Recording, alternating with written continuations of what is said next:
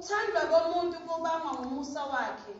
Umpofu ungcono kunomuntu wamanga. Umesaba uJehova kungokuphila. Onakho uhlezi anelisiwe. Akahanjelwa ngobubi. Uwesibando Verse 23. 22. Awuphinde verse 22. Ukuthandwa komuntu kubangwa ngumusa wakhe. Umpofu ungcono kunomuntu wamanga. Ngizama Proverbs bundles 19 verse 22. chapter 17. 17 verse 22. Ngiyabona ukuthi konke exabanayo. Yes. Izaga 17 verse 22. Inhliziyo enamileyo iyikhambi elihle. Yeah. Kepha umoya owaphukileyo uyomisa amathambo. Lethi ke lelambe lesingisi a cheerful heart is good medicine. Lethi ke lila mambela inhliziyo namileyo iyikhambi enjani? Elihle. Alibonke abalenkosi. Bese lithi a broken spirit. A crushed spirit dries up the bones. Lo misa amathambo. Lethi a crushed spirit ubani inhliziyo enjani? Eyenamileyo iyikhambi elihle. Bese lithi lesibili. Kepha umoya owaphukileyo uyomisa amathambo. Leli lithi broken, lithi a crushed spirit, umoya onjani ofukileyo uyomisa amathambo. Bese lithi crushed spirit, alibonke igama lenkosi. Your body can be crushed, but not your spirit. Umzimba wakho ungashayeka uzwe ukuthi ukushayeka kwami affect umoya wakho. Because when your spirit is crushed, uzwe ukuthi this thing of a spirit is very important. Because when God say heart, don't let your heart be troubled. Inhliziyo zenu mayingakhathazeki. Inhliziyo stand for the spirit. When you speak about the heart, you speak about the spirit that control the whole system of your spiritual life. The spiritual life yomuntu inhliziyo makuma ngenhliziyo sikhuluma ngespirit lento ekuthiwa umoya. Physically inhliziyo when you speak about heart sikhuluma ngento alibonke igama lenkosi. Hallelujah. Amen. Ngicela ukubuyela kwena manje sisisenge sengiyabhala la emthandazweni siyanyuka sizakwenza sokufanele before sinyuka. Ukushaya kwenhliziyo umuntu ngokwezempilo ku-affectwa izinto eziningi. Kunama-veins that connect with your heart. Lele kuthiwa imithambo yegazi. Lama-veins atransporta igazi. Uma ngabe kunalama-veins, uma ngenzeka lapha kulawo ma-veins kube khona into eblocker something, uzoba nalento ekuthiwa i-sharp pain. I-sharp pain yakhiwa i-blockage of the blood. Ukubambeka kwegazi ukuthi lingaflow ngendlela efanele flow na asibingele emkhokhelsane nami. Amen.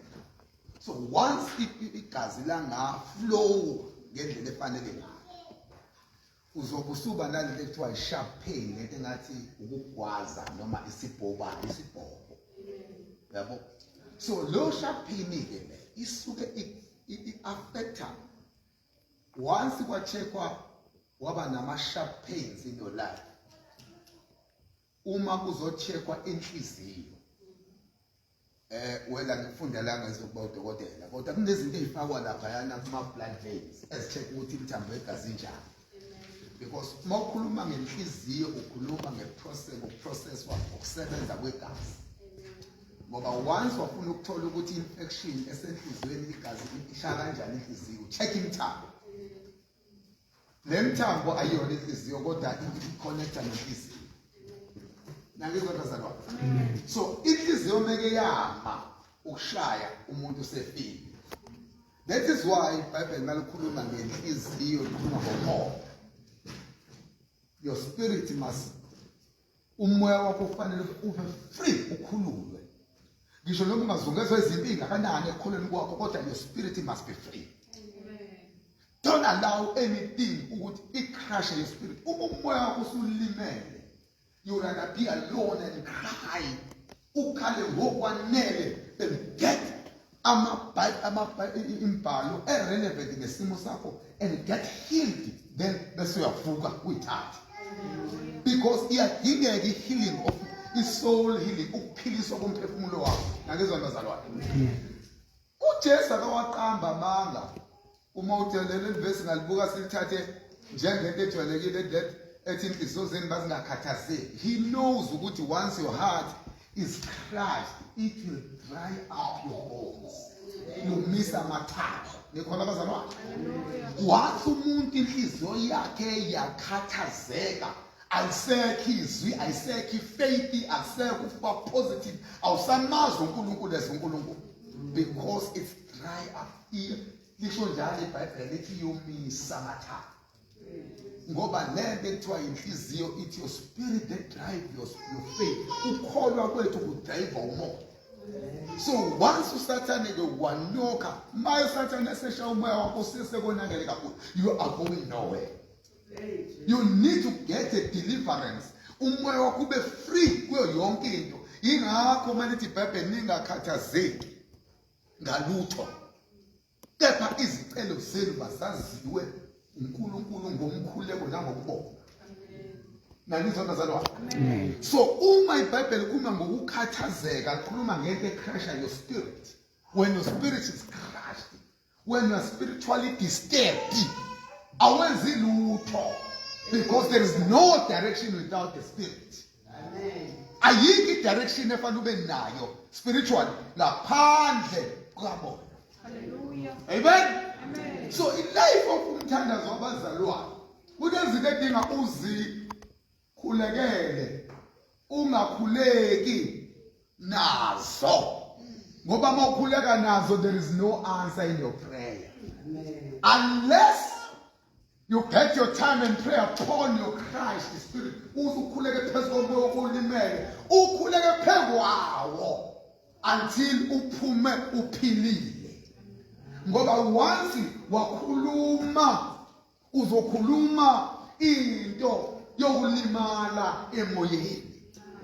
So once wakhuluma, fanele ukhulume into ephethe direction yokuphila kwakho, ephethe the eternal of the eternities, ephethe inguna phakade yaphakade, ukuthi na ukhuluma kumuntu abe connected nephakade lakhe. Ngoba iphakade lomuntu uphethe umoya. The Spirit of God, yona into ephethe eternal life yabo bonke abantu emhlabeni. So we can speak about izinto ezenziwa uNkulunkulu with the Christ Spirit. Ukuze sikhulume fanele uNkulunkulu athi restore the joy in our spirit. Abuyisele injabulo. Hallelujah. Lisho njalo iBhayibheli. Malifunda kahle. Yabona lento yokujabula empilweni, yokuthokoza emoyeni. Ingakho iBhayibheli thokozani njalo. Ngithi phinda ngithi thokozani njalo. Lento yokujabula yenza ukuthi yonke into oyenzayo ingavinjelwa amadimoni mayifuna ukubamba azokwenza ube nestress okuqala. Istress nje akuyona into yasekholweni, into ichwane lama imoli lasemkhathini. Ingxenye yezinto ezakhiwa kaSathane lezo. So once waba stressed in your life, you are not going to operate in the spirit. Angeke operate emoya. Noma uyathanda noma uthanda yakwenze lutho. Yabona umthandazo womuntu nje stress ivela ukhale. Mawukhala ukhipha yonke lento eyila ngaphakathi, wekhipha emthandazweni. Ingakho izinto ezenza ukuthi ungabi right emoyeni uyavikelwa, fanele uvikeleke kuzona. Vikeleke. Izinto esivikelayo ke kuba sikhule ezwini, sikhule kwazini uKristu, si understand ukuthi akukho sinako emhlabeni, konke sinako ngenxa kaKristu, konke ukuphila sinako ngenxa kaKristu. Uma ukuphila kwakho kudisturbed, tshela uNkulunkulu ngakho uqale before uye kuNkulunkulu ngezinye izinto.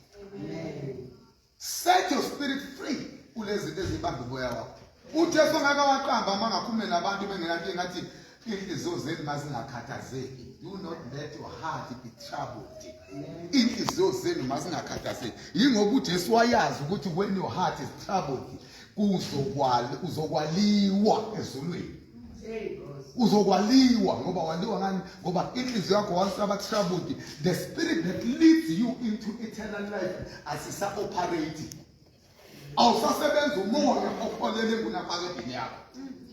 Usebenza manje ngokwengqondo nangendlela yiyo yonke into yakho you decide strategies how to survive in the midst of the challenges, how to survive in the midst of my enemies, how to survive. Oh, ilife yakho yonke ime ngama strategies asenyameni nasengqondweni yakho.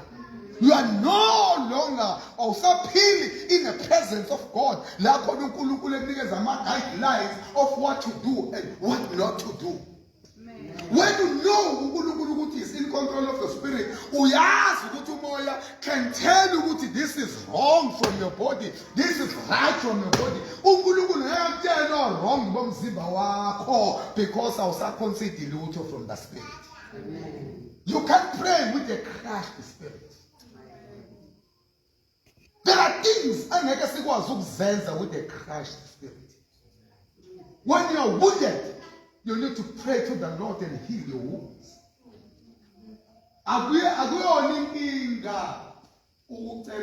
There was a man owayenenxeba biblically lithi iBhayibheli lendoda yathi angikhishwe empini ngoba sengilimele. When empilweni kunama challenges kunezinto, but you are responsible for your own heart. Let me tell you this. You are responsible for your own heart. Praise ukuthi wahlangana kanjani noKristu. We responsibility enhliziyo yakho. I am a responsibility of how to look after my heart. You see, Master, lento yokuthi inhliziyo yakho must look after your heart, your spirit that control your faith, that control ukuhamba kwakho noNkulunkulu. You need to look after your spirit. Look after your spirit. Iba nento nawe uthi ayibongeke ngiyeza ukuthi I'm dying in the spirit. When you are dying in the spirit, how you gonna survive? Usazohamba wabolude kabi la. Sazohamba wabolude sisadinga amandla okuhamba. Uzohamba njani when your spirit is crushed? Uma inhliziyo yakho umoya wakho uvandalized, uzonyuka kanjani? That is why like a spirit asikholwa enyameni, sikholwa emoyeni bese umoya uphilise umzimba. Yabo lento yenyama inento eziningi. Yabo inyama anangikhuluma inyama nje inezinto eziningi ezidisturbayo. Ingakho iBhayibheli injabulo enhliziyo ejabulile iwumuthi. Yabona iwumuthi emzimbeni wakhe. When your spirit is happy, it's a medicine in your body. There's a healing that will penetrate in your sicknesses through your joy and your happiness. Once wajabula noma uphethe ikhanda liyabaleka noma unasiphi isifo emzimbeni siyathobeka ngoba uNkulunkulu uyayifuna lento ukuthi ube nentokozo empilweni yakho. Ngiyangizwa bazalwane. In this prayer uNkulunkulu akalekelela inhliziyo zethu. Whatever that comes and trouble your heart, you must fight and pray ukuthi your spirit must be free. I saw ngibona uNkulunkulu nje in this kind of prayer that I'm praying. My heart is so free. Ngikhuluma lokho emoyeni. Ngiyaba isikhathi ukufundela iBhayibheli. I understand ukuthi kwenzakalani. God was telling me a lot of things. Na connect ngale zinto engizitshela uNkulunkulu biblically. Then those are set my spirit free. Amen. Akusho ukuthi na uthandaza ungenazo inkinga kodwa ukwazi ukuthandaza ngenkinga. Amen. You pray. Sometimes our problems can push us into prayer. But you can't allow our problems drive the prayer. When your prayer is being driven by the problems, God is no longer in control. So fanele wena ungene uma ipush into emthandazweni, then you must meet God in prayer. Hlangana noNkulunkulu in your prayer time. Upushwe inkinga, usabheka inkinga bese qhamuka uNkulunkulu in your prayer time. uNkulunkulu adiverte isystem yakho yonke bese uba yilomuntu akade ungena nakungena emthandazweni. Ngoba ungena emthandazweni uphushwa isimo. Kodwa angabi isimo esidrive umthandazo wakho. If you're the only demons that provoke us to pray, ngendlela ehlukile. But the problems, they are only allowed to push us into prayer, but not to drive us when we are praying. Akufanele zidrive thina izinkinga masisithandaza.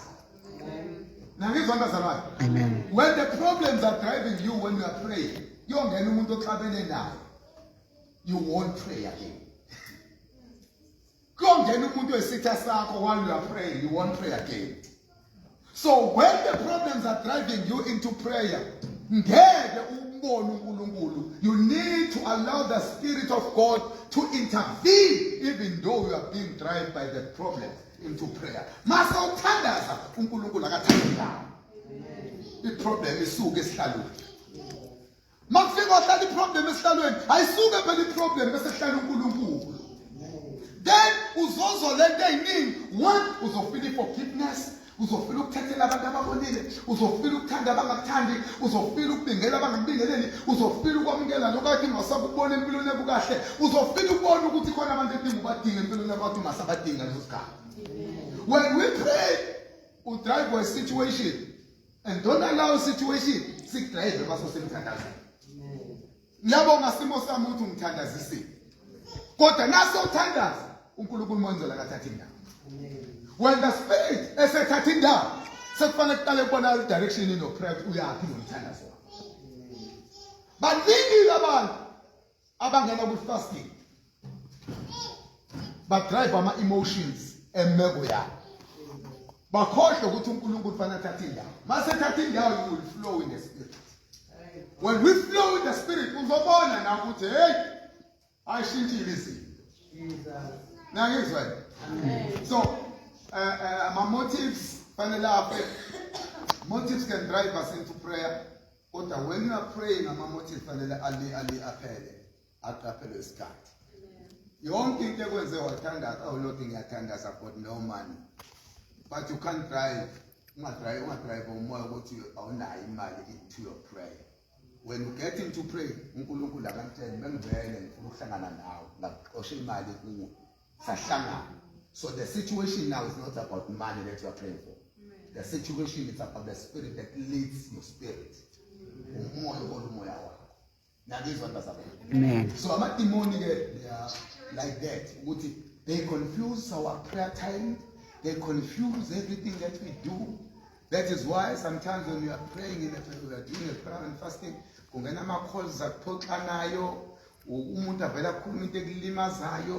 because they are trying to drive you out from the Spirit.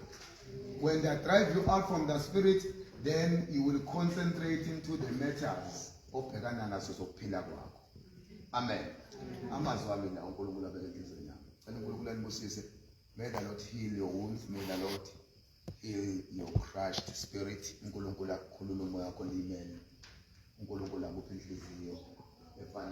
pray and pray for the ministry, pray for your life, pray for the family with a clean heart. This is welcome, my dear, right? Finally, when you say something to God, you might disqualify. If I'm a demon, I was one umthandazo kaDaniel. Imagine if Daniel was praying with a crushed spirit. God answered umthandazo kaDaniel. So, yonke imithandazo kufanele ifike eNkulunkulu. Kufanele sithandaze imithandazo ongafiki eNkulunkulu. Kufanele bazalwane. Kufanele makho. Noma bethiwa unani ekulimazile, noma kuthiwa unayo, noma into oyenzileke wena ngoba even ungakubali nje abantu abakulimazayo wena. Even wena uyanqatshwa emthandazweni, unqatshwa izono zakho. Uthi athandaza simi phambi kwakho kanje sithi no, you can't pray. Wena ukwazi ukuthanda. Uthi awazi inkozo zomhlambuluko baba ngithethelele baba I'm not good. Ngibonile ndawo monke. Vele into phambi kwakho. Into phambi kwakho uthi can't you see bonke abantu beyakubothi usathana njani. So even usizi body usizi izinto zakho zokubi bakho ziyangaphambi kwakho. So imagine if you are praying with a crushed spirit, uzonqoba kanjani? Umoya wakho ukulimele ugcwele izinto uyabalisa, and kunabantu abanqabile baphikayo empilweni yakho because they babona limazini. So you need to be delivered kulezo zinto and you will reach la uNkulunkulu afuna ufike khona. Let's pray together. Sibonge uNkulunkulu then we go. Asiphakame.